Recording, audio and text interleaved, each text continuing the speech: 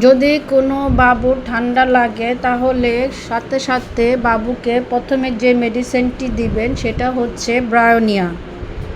এতে বাবু নিউমোনিয়া থেকে বাঁচতে পারবে।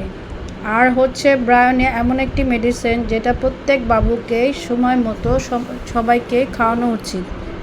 এটা বাবুকে ঠান্ডা, বুকে কফ জমা এবং বিভিন্ন ধরনের অসুখ বিসুখ থেকে সুস্থ রাখবে এবং অকারণে বাবু বিভিন্ন ধরনের কষ্টে আক্রান্ত হবে না। এরপরে যে ওষুধটির কথা আমি বলবো সেটা হচ্ছে রাস্টক্স। রাস্টক্স মেডিসিনটাও ঠিক এরকমই বিভিন্ন ধরনের রোগের অ্যান্টিডোট হিসেবে ব্যবহার করা হয়। সো শিশুদেরকে আজকে থেকে শুরু করুন হোমিও খাওয়ানো। হোমিও খেলে শিশু অনেক দিন ভালো থাকবে, সুস্থ থাকবে এবং নিরাপদে থাকবে।